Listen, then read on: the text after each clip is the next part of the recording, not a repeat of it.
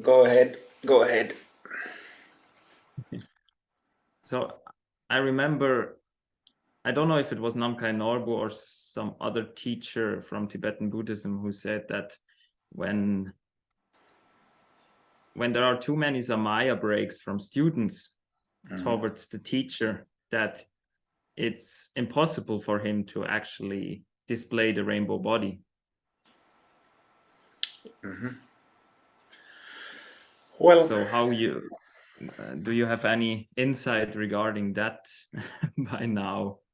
yes.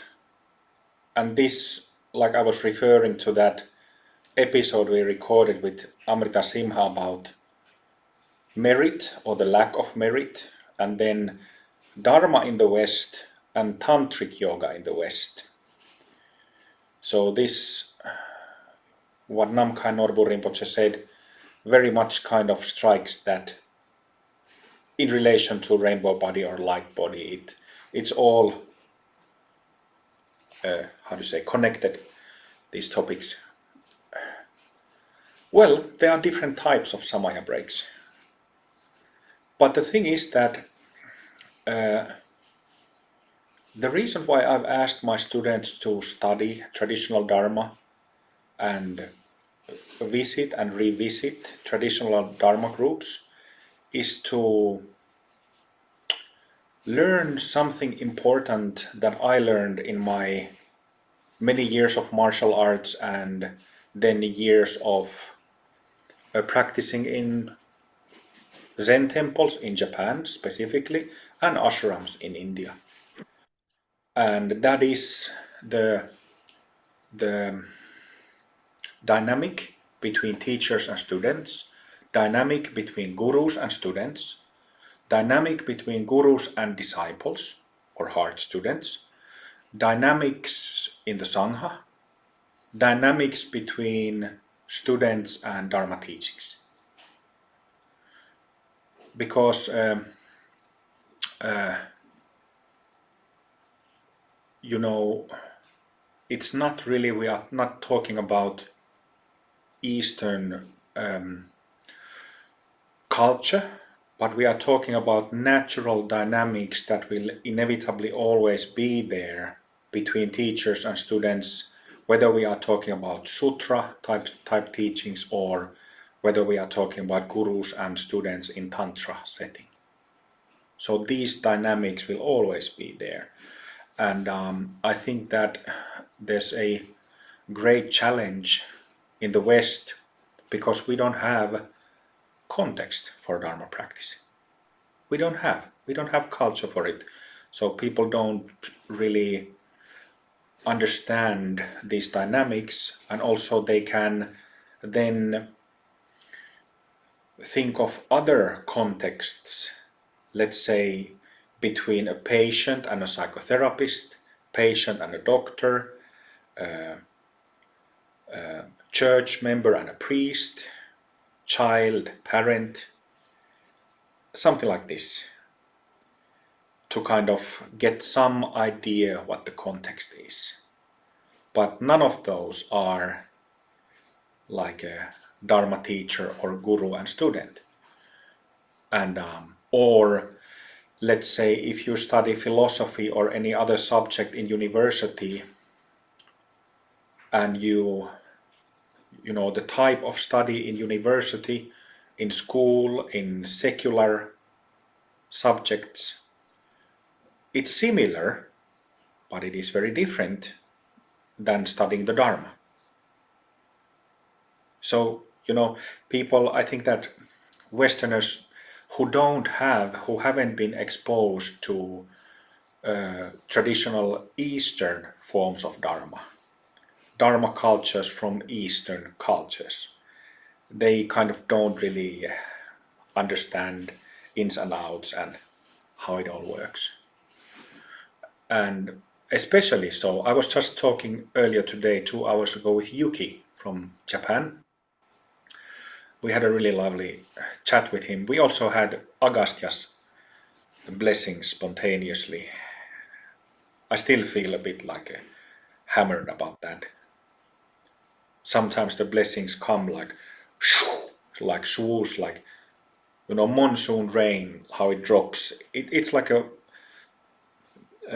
throwing buckets of water on you. That's why I always wish monsoon blessings, strong blessings. But we got Agastia's bucketfuls today.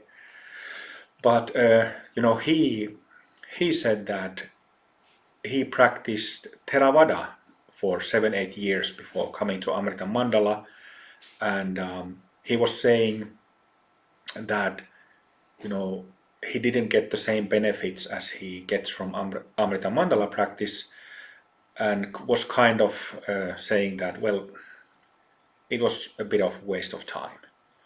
But I told him that you have learned so many precious things, even though it wasn't beneficial in terms of awakening experiences or direct insight. He has learned very precious things that I haven't emphasized at all as a teacher, except by asking my students to go and study with and go and see other teachers and sanghas to get some sense, get some context. But what was your question again? Samaya breaks making rainbow Samaya, body impossible. yeah. So there are different Samaya breaks. When I think of my students, there are definitely Samaya breaks there. But if there was anything like ill will, that would be a different case. If there was some backstabbing or something nasty or evil, then it would be immediately, I don't want to have anything to do. But if it is blunders coming from not having a context, not understanding, confusing context, like it is, well, it's not that. What am I trying to say? It does happen that people sometimes come to me as a child approaching a parent. And, I see that, I feel that, oh, the context is off, right? Or if it's in any other way, coming to me like approaching me like a secular life coach, that's also off. So if it is blunders coming from not having a context for tantric dharma and samaya breaks from that, it's not serious samaya breaks. But I feel that. It's been, I've had much more stressful times during the last decade, but this was one of the things that I had to contemplate a lot the past winter. Contemplate, what happened last year with the ordination thing or not ordaining thing and some other things. So there is always that question of dynamics, which is what Samaya is about. Dynamics in the relationship of trust in the context of Dharma and in the context of Tantra.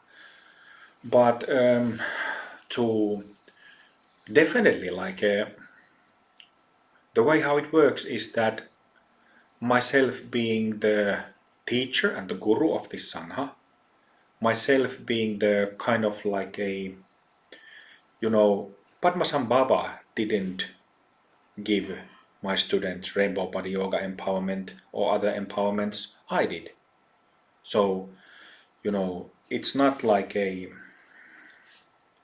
Samaya relationship between, for example, yourself or some other Sangha member directly to Padmasambhava. It's from you to me to him. So,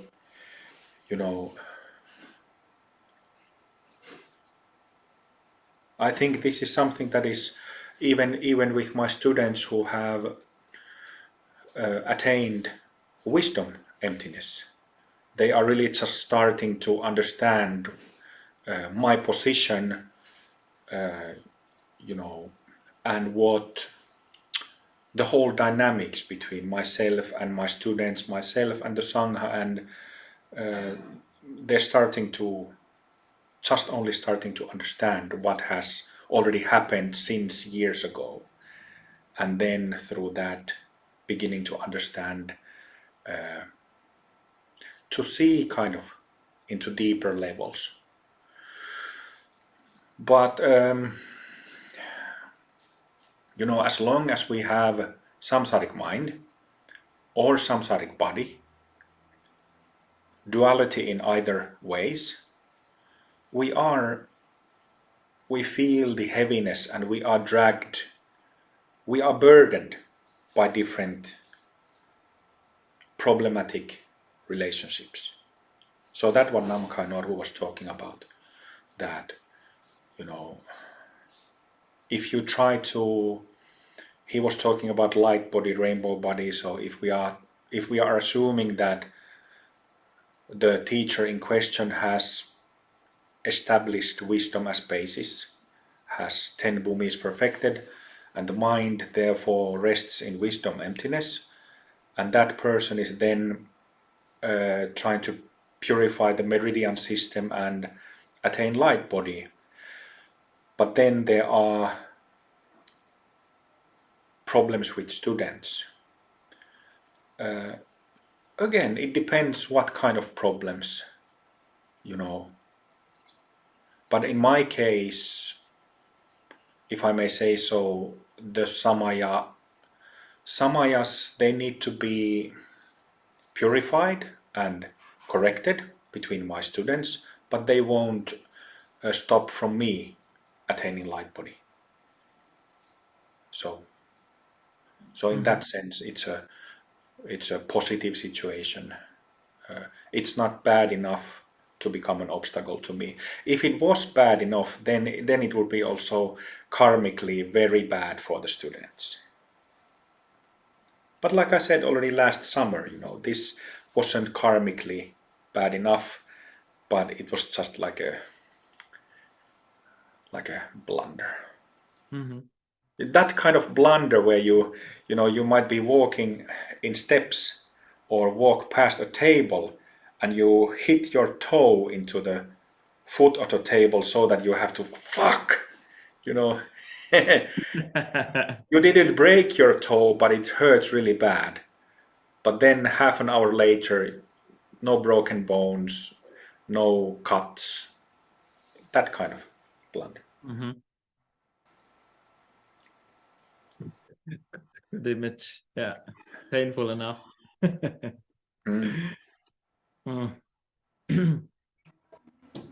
Yeah, that's so immensely interesting and unexpected also to find out more about the energetic or dynamical, as you said, dynamics, the deeper dynamics of everything.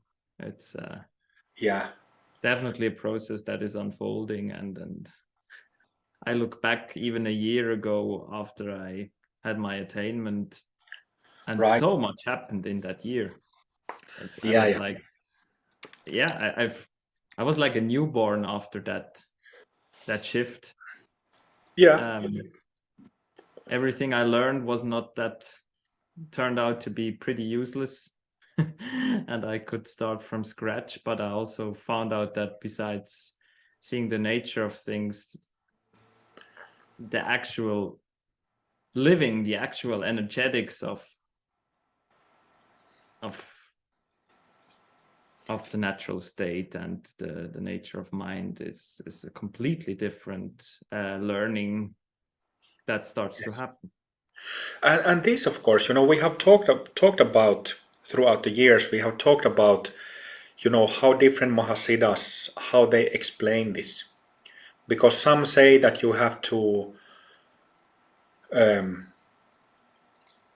grow so much before you even start your journey through the bhumis. Like I did, for example. I did so much Sutrayana, Mahayana meditation that I did quite a bit learning before, but so it wasn't. But my point is that to I guess to many of my students that kind of learning comes later because you haven't done, and I don't mean that it has to come through meditation or but there is the learning doesn't stop, and the learning isn't only about emptiness or purification of meridians. The learning is, and it comes because you're aligning with reality, right? And reality isn't only about your mind or your nature of mind. Reality is about everything. It's about everything. It's about all things, all matters, relationships. It's about everything. There's nothing that is not about reality. So that's why it's like a learning process. Relationships. Who can say that your one's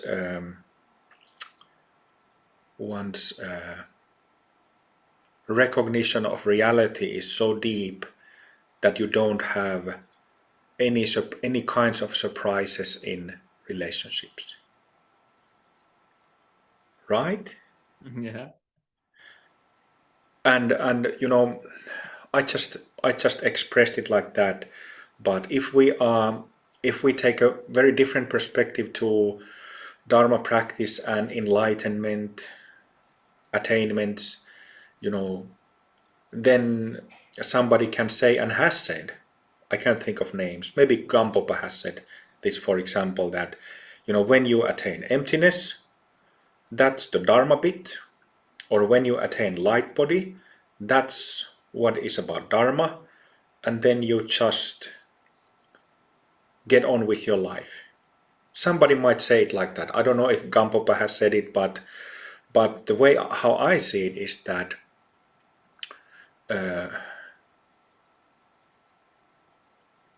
understanding how our attainments, what they really mean, it only comes through relationships, difficulties, experiences, illness, struggles, enjoyments in life, good things that happen to us.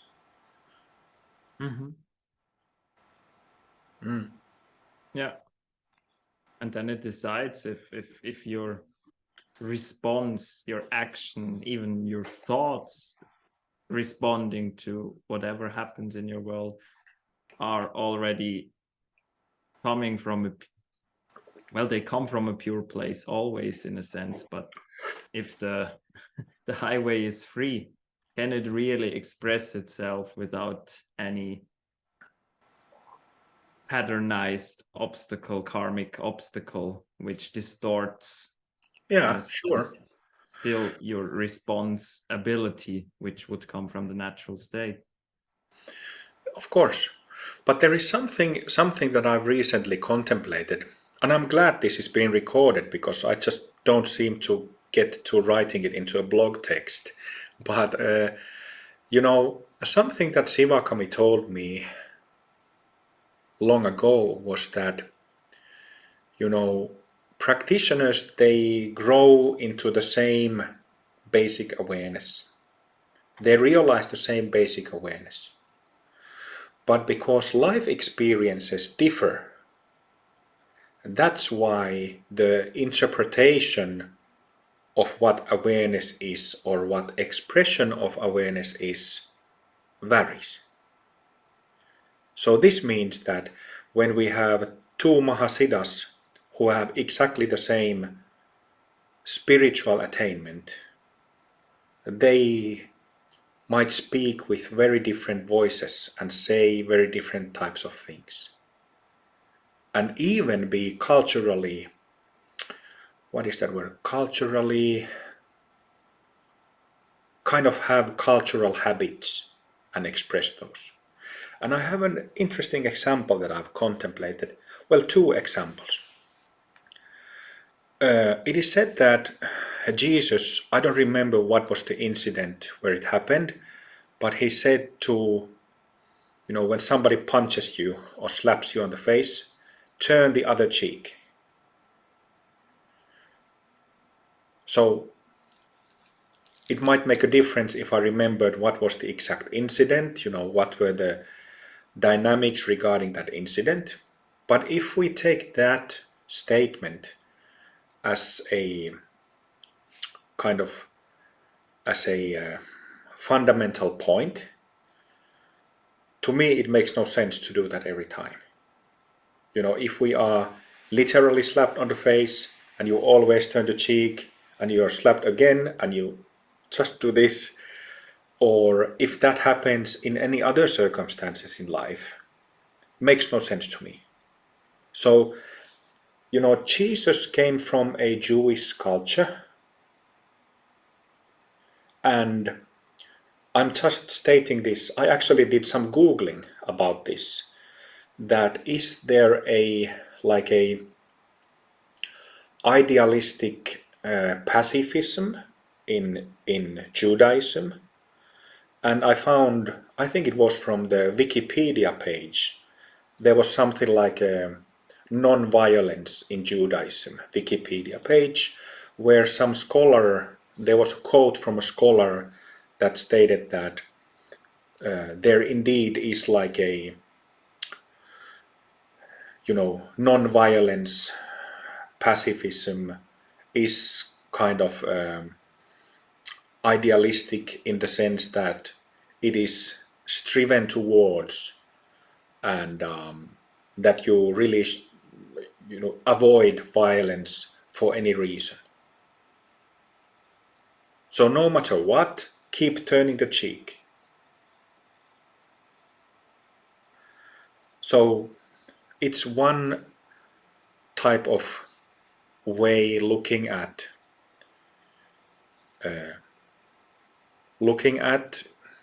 such events, but as a thumb rule, to me I couldn't follow that guideline in all circumstances where I am treated unjustly, or people who I know some unjust things happen and you just keep taking it passively. Not to me, thanks. I'm a tantric. I come from a very different culture where you need to defend yourself and defend weak, and if necessary use violence to do that. And another example, so I think that if Jesus said that, I think that it could have come from his cultural program, cultural habit, always meet violence with non-violence no matter what. I am critical about that. And another cultural habit is the vegetarianism. There was this really wonderful light body saint in southern India called Ramalinga. Ramalinga left with a body, attained full rainbow body in 1874 in the state of Tamil Nadu, southern India.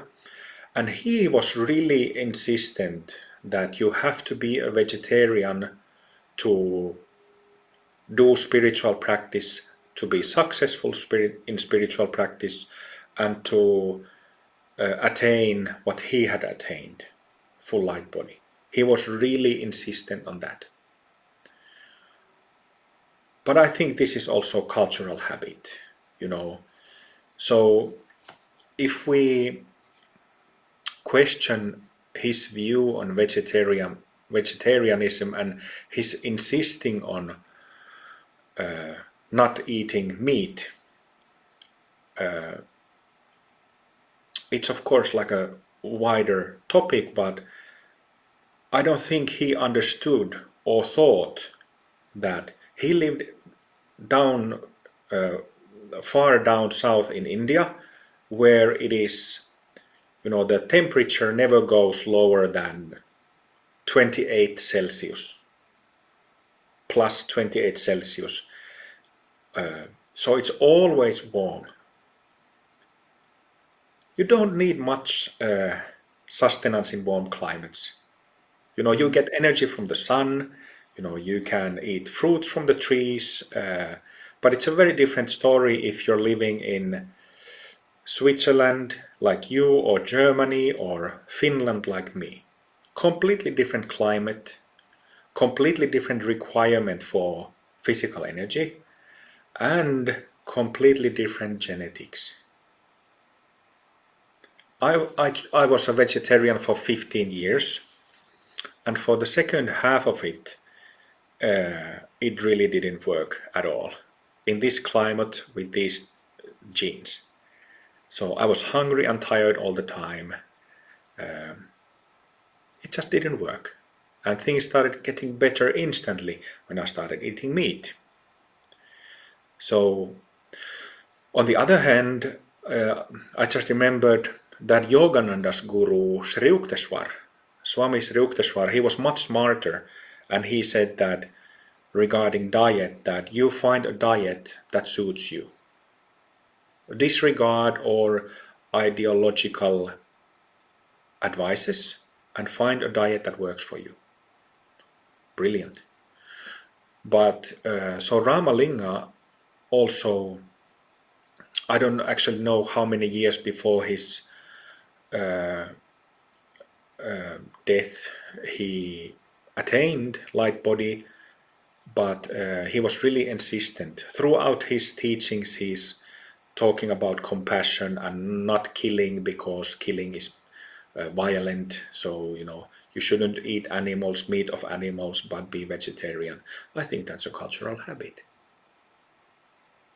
So just those two examples about that. Mm-hmm. Isn't that interesting?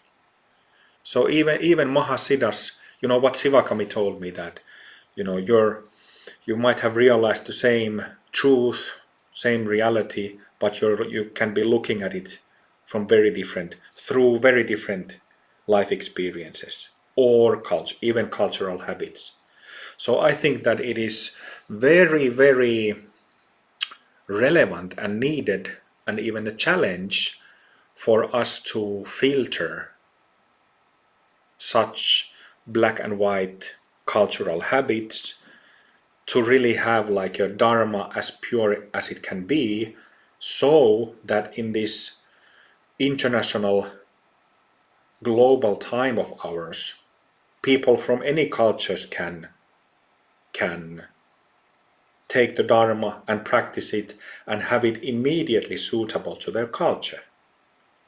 If you think of teaching vegetarianism in an Eskimo society, I can say Eskimo because I have Eskimo genes myself. Otherwise, I think it would be like N-word. But I have Eskimo genes myself, so I prefer the term Eskimo. So if you go and teach Ramalinga's Dharma to an Eskimo community, they would instantly say that, thank you, but not really. Right? Mm-hmm. If you went to Ukraine now and said for them to turn the other cheek, no way. No way. No thank you, not those teachings, not this time, not this year.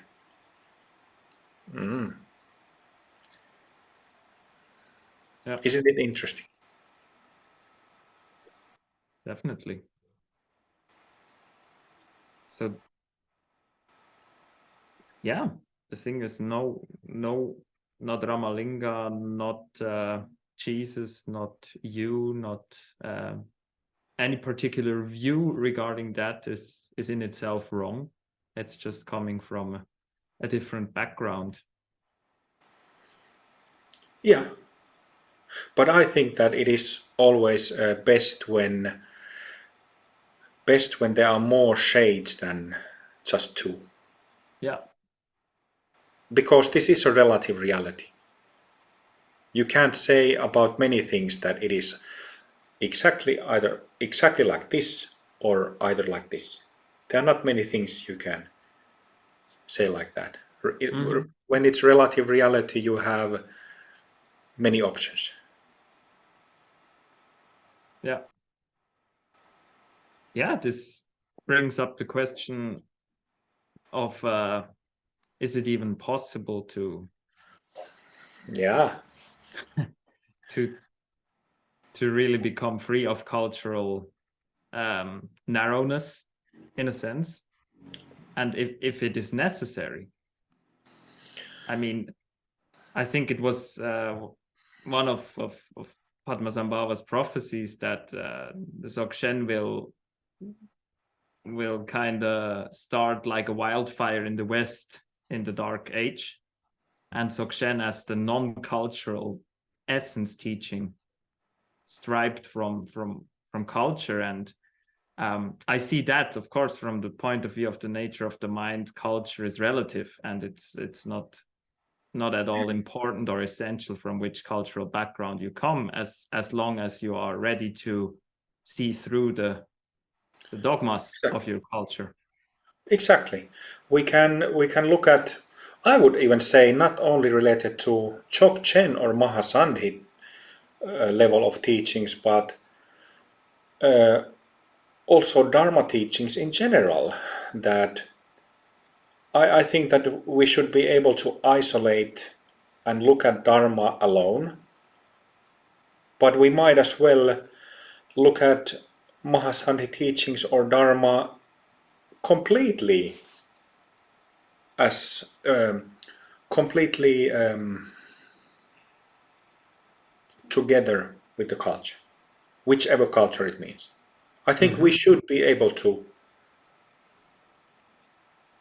switch perspectives like that. Mm-hmm. Yeah, it just takes a lot of discrimination and probably also cultural knowledge. Yeah. Yeah, to successfully do it, because it's cultural habits are sneaky stuff. It But what is colors. what is successful? You know, what is yeah, what is successful? Also a good point. Yeah. What is reality? How do you see reality? This is an interesting thing, and I don't. You might have seen my comment at Acharya's yesterday about a certain ex-student that created some noise, and I feel like I would like to talk about that publicly Mm. because it's a new situation for me. But uh, it's a good question. What is reality, and whose reality is it? And who has the grasp of it, who has grasped it successfully, like you said. Yeah, it is a fascinating topic, and how do you measure that? How do you? I guess it depends. It boils down to what people resonate with. Mm. I don't think, if you look at Guru Padmasambhava's life and his teachings and all that, him being quite a masculine figure, I don't think his expression or his expression of himself as a Buddha, as somebody who's realized the reality, resonates with lots of people. Or my expression resonates with that many people. It resonates with some, Yeah. and Padmasambhava resonates with some, but not everybody. It's never with everybody. There is no one guru or one messiah for the whole humanity, and there is no one dharma, and there are so many things, and this immediately opens up to expands into all the colors of the rainbow. Mm-hmm. Endless options. Mm-hmm. But if you resonate with something, if you resonate with some particular expression, like you resonate with Gampopa and Padmasambhava and so on, that's your ticket and your path to, and has been your path to reality. And you see reality now as you see it. And I see the way how I see it. And I started by saying what Sivakami told me, that you and I, we have, although we are looking at things quite the same way, being almost in the same stage, then we express differently Mm-hmm. due to life experiences Mm-hmm. being different. Yeah. And that's just what it is. So what is your recipe to not fall prey to unnecessary cultural dogmatism? Like, if you would now, just as an example, I don't say that you do it, but if you would now like fall prey to a heterogenic dogmatism and would say everyone needs to eat meat, and only a Dharma practitioner who eats meat can go the full way, which also would kind of narrow down the range of your teachings and the people who feel attracted to it, right? What's my recipe? Recipe to not fall prey to that, to kind of keep an eye open to possible cultural limitations.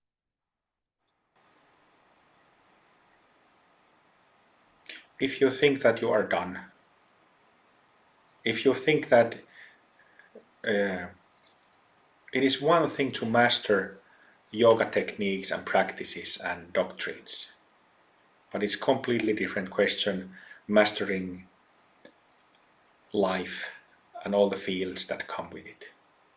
But it is, of course, also a one thing to master Dharma methods. You don't just do that on a course that takes 2 weeks. You just don't. So I think it is very simple.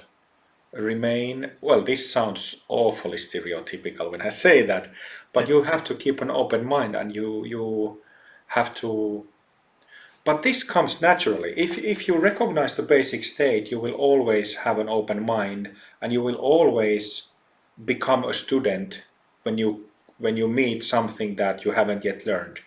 Mm. So it's not like when you master or become a master of Dharma, become a Buddha, then you feel like, well, now I have mastered this and now I don't have anything else to learn. In one sense, you don't have anything to learn about the basic state, but it is simply, I think, one of the main features of basic state, that no arrogance, no cockiness, no, what is that word, not self-absorption, but Righteousness, yes. So self-righteous. you automatically are a student when you meet things that you haven't learned yet. Yeah. I think that's a very important point, actually. I've been thinking of becoming a student. My life's been so stressful for several years, so I haven't gotten around to it. But I'm actually hopeful now in near future to start Brazilian Jiu-Jitsu. Put a white belt on and get my ass kicked. If we will publish this dialogue in Brazilian Jiu-Jitsu, which is a martial art, there is no punching and kicking, but it is a very interesting art in some way like a martial dance. Dance in the sense that there is communication with your training partner, like a martial communication. So you're trying to lock the person joints or strangle the person, and that person is trying to do that for you. And I have done similar martial arts, but it's so long ago. It's when I was a kid, so it's basically like starting from scratch. So anyway, my point is that I'm looking forward to start something new. I just told you that I'm going to driving school also at 44. This will also be a completely new thing for me. Mm. I haven't driven a car since I was 12. Yeah.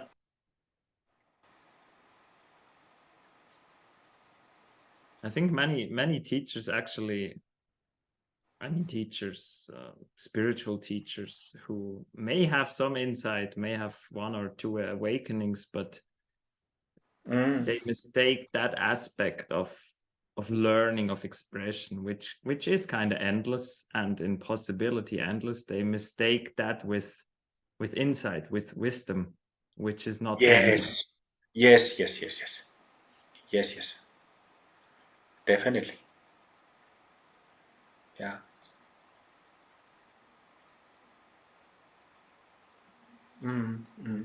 Unfortunately so. Yeah. Can we take 5-minute break? Yes. Yeah. I'll just make tea.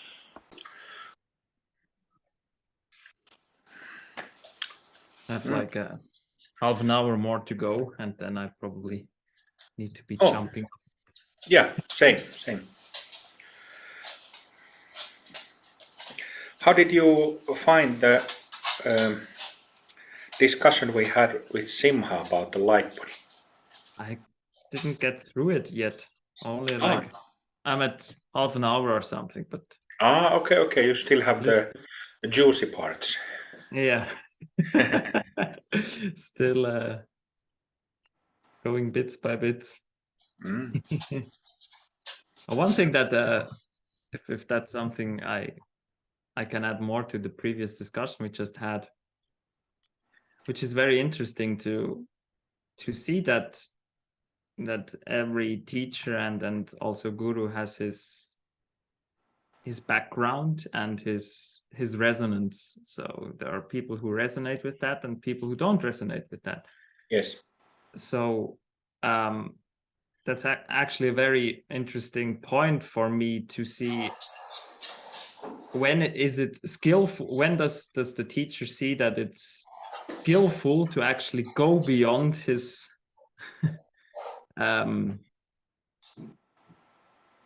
let's call it, for the purpose of this discussion, his cultural charisma, to maybe speak to a few potential Dharma students who need that, who only can be approached or or drawn, attracted, if one actually makes the effort to go beyond that cultural charisma. Now it's not a good name, but and when not to do that, when it's actually not skillful to try to do that, to reach more people. Well, I guess it depends whether you want to reach more people in the first place, and what kind of that is reflected connected to what your personality is.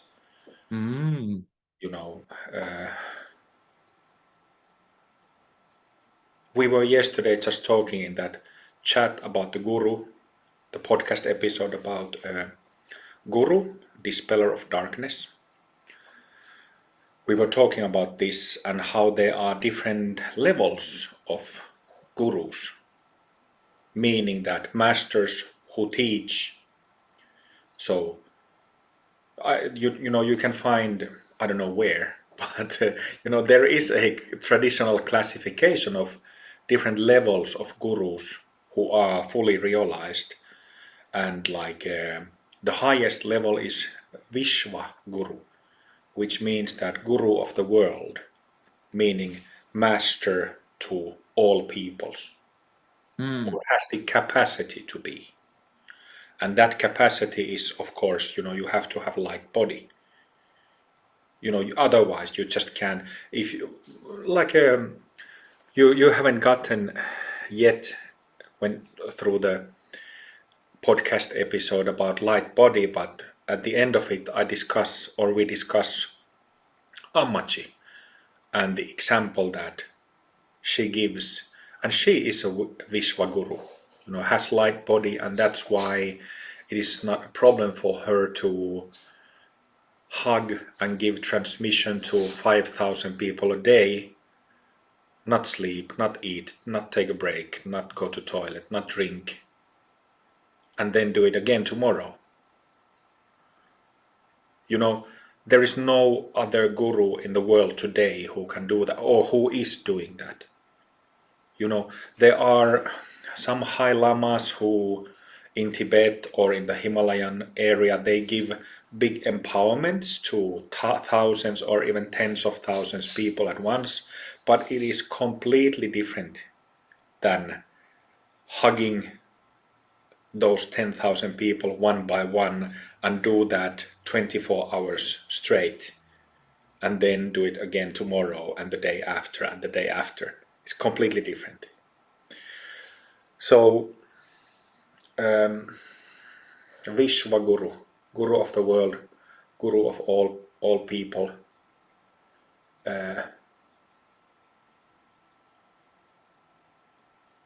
I'm sorry. What did you say? Yeah, when is it actually skillful to go Yeah. beyond one's? So, there are gurus for different purposes. The essential purpose is to liberate beings. But, whether you want to have 1 or 2 students or a million students, it's really up to that person. Is affected by the time in the world, is personality has a big role in the whole picture. If you're not that attractive, for example, I don't think that I'm that attractive, and I don't mean physical features, but I come from a Finnish culture and I don't know how to small talk.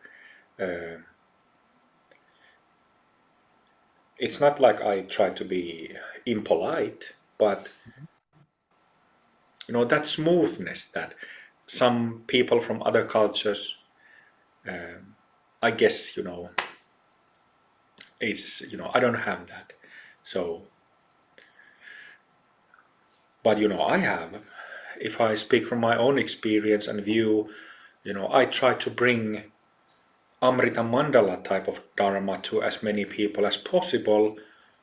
And, you were talking about skillfulness or unskillfulness in trying to accomplish that. I've noticed that I have started speaking of, there were many years, as you know, when I was talking about really technically detailed stuff, kind of like from a mechanical laboratory type of things, and that of course is not attractive to many people, which is perfectly fine. It's not supposed to be either, I guess. But I've noticed recently, the last couple of years, that I kind of feel like expressing things more simply and speaking of things that are more like grassroots level. And I haven't really thought of doing that because of attracting more people, but I guess that's what it is about, making the message of Amrita Mandala more easily approachable. So but at the same time, you know, there is, like I've always said that I will never dilute teachings. So there is no clarity at all regarding what my job is and what I came here to do. Whether it led to Buddhahood of one person or million people makes no difference to me from that perspective. So, many teachers who have perhaps too much confidence in what they know, what they think they know, they try to reach more people and not really giving any or much consideration that what do I really have to offer, what do I really know, what am I really trying to say to these people. So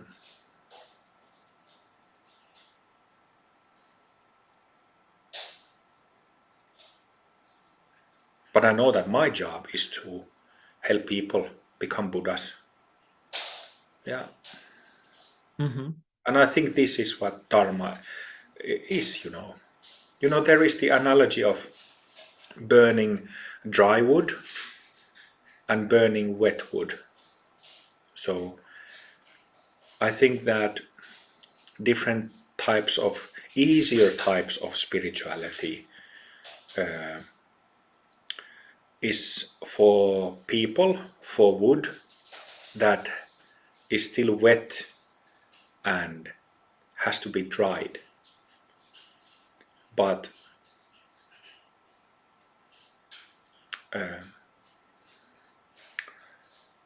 I feel like my teachings, Amrita Mandala teachings, are for those people, for the kind of wood that is already dry, so you just have to throw it into fire and have fire. Yeah, and I also perceive it that last summer retreat you told me that and you were right about that I never really got how you teach, that the way you were teaching, that I don't really have a grasp on that yet, how you actually do it. And I feel that I'm starting to see how you actually teach, and you're doing so much energetically, and it's so much of how you teach is really, really not about the words you use. And so I guess it's also, in a sense, a personality type of yours, that the tendency of your teachings is to go more and more wordless up until darshan, where there are no words involved. Yes, but that's just giving darshans that I'm not doing yet. Giving darshans silently is just one way of doing it. It's not like I don't have any plans of starting to speak less and less. I don't have any such intentions. Okay. Yeah. But you. But darshans are on the other hand very skillful way of reaching, lowering that threshold. If we discuss only about the technical stuff, Bhumi chakras, Bhumi models, deities, technical all the time, it's only men below 30 years of age who ever come to this sangha, right? So, darshan is a classic actually way. Huh? For the podcast of Lion Face Guru podcast, I see on the statistics from the streaming platforms who listens to our podcast the most, and it's actually men from 90% men from that range of 20 to 30 who listen to Mechanics of Seeing Through the Self, the Awakening episodes, Stages of Buddha's Path, the ones we they're still the best sellers. Okay, well, it's not a problem, but on the other hand, our Sangha is 50-50 men and women. And then we have people from 25-year-old to 75-year-old. So it's not reflected in that sense in our Sangha at all. But Yeah. you know, if let's put it this way, you know, uh, figuring out the mechanics, how it all works, it is one stage in learning. And then it is one stage of, hey, good. It is one stage of being a teacher. So, you know, I think I passed that phase. You know, I don't think there is much more for me to figure out about any type of attainments or any types of practices or methods. I think I have 99.9% figured out. And that might sound like a arrogant statement, but those who know me know that it's not arrogance, it's uh, like a statement about technical stuff. It's kind of like you go to a skillful car mechanic and you can, somebody who's been fixing cars for 20-30 years all day long, every day, you know, such a person will have no problem whether they bring a Volkswagen buggy or Chrysler or Tesla there, you know. So it is a statement like that. But, you know, I feel personally that I have gone past that stage. And to me, in my position, I have different type of learning, different type of process going on where, like I mentioned, I noticed that I'm spontaneously expressing things related to Dharma or spirituality in more simple words, not speaking about that technical stuff anymore all the time. And yeah, more, you know, coming out, trying to reach out, and but not doing it on the expense of just get at as many people as possible, because I know that, you know, not everybody is ready for even 2PF, which is the very first technique. You know, not everybody is ready for that. Not everybody has interest in that. Yeah. Who otherwise has interest in Dharma, you know? So it's a relative world. There are so many so many different stages and so many different inspirations and motivations. I'm just doing my thing, and if it resonates, if it clicks with somebody, sure, let's do this together. If it doesn't, that's no problem. Yeah.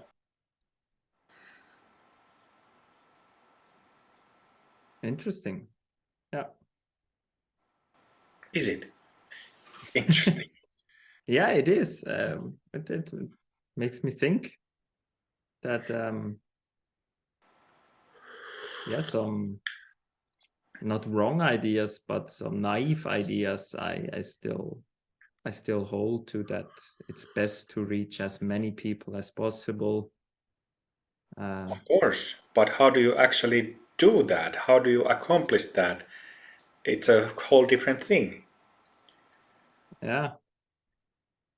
But for example, you could learn to do small talk and Yeah, but that's the thing. stay around Latinos for a year and know. That's the thing. That's not my thing. Mm, Yeah, I have no interest whatsoever in changing who I am for others, not even for spreading the Dharma. Of course, it would be a different thing if I kept hearing people kept saying me, people who I know and who I respect, if they kept telling me that, you know what, Baba, I really think you crossed the line. I think these people really got upset or think that you're an asshole. then I would pay attention. But fortunately, people who I love and respect are not saying that. So that's why I don't worry about it. Uh, I don't worry about such things, and definitely don't worry about becoming smoother, better in my English or small talk, or putting cream on my skin so that it looks better. Or when students want the Dharma, such things don't matter. When students want reality, such things don't matter. mm. But wouldn't you say, like, for example, Amma, that the less edgy a personality is, or even almost not in a psychological, psychiatric sense, almost depersonalized, almost not personal anymore? Isn't that the way to go for a Vishwaguru? Yes and no. It depends how well you know Amma. I don't. Well, Yeah. I know her well enough to be able to say that, most of the time when she's giving darshans, giving hugs to people, most of the time she's in happy mood. Sometimes she starts crying when people who come to her are crying. Sometimes, this is what you mostly see. This is what you see over 90% of time when you sit there in front of her and observe her. And when she speaks of love and respect and harmony and being kind and being righteous and being noble and so on. But sometimes when some of her close students come, right there in front of thousands of people on stage, you can see that some close student comes to her and whispers something in the ear, tells something to her, and you can see from her face that kind of like, what the hell did you just tell me? Don't bring such stupid stuff to me. Sometimes he does like this to her close students who have been around for not only hard disciples, but people who have been around with her for a number of years. She shows a different side to her. And it's not only like hugging, not only like that, but shows her wrathful side. Divine Mother has wrathful side. Basic awareness has wrathful side, wrathful expression, and peaceful, together with peaceful. But so there you have it. When it's not possible to be a guru or a Vishwaguru, just being happy and kind and perfectly in seeming harmony all the time. Because you need to whoop ass. You need to make people wake up from their stupid ideas and their opinions and their whatever form immaturity takes. Mm-hmm. Yeah, so people might, and there are also books or one book I know about written about Amma where her ex-student exposed how evil and bad person she is. Oh dear. Okay, one book. But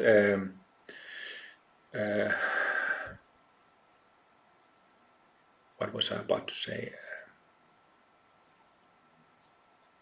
When you get close, I think that Thich Nhat Hanh, the Vietnamese Zen monk who passed away 1 or 2 years ago at high age, who was, he didn't even never raise his voice, always spoke very low volume.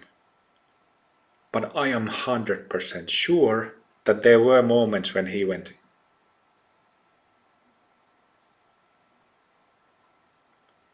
because you're dealing with people and the minds of people is samsaric. And there is no always peaceful, always this or that solution to clarifying that samsaric mind. You can't always turn the other cheek, right? So sometimes you need to whoop ass. And I happen to be the kind of guy who whoops ass.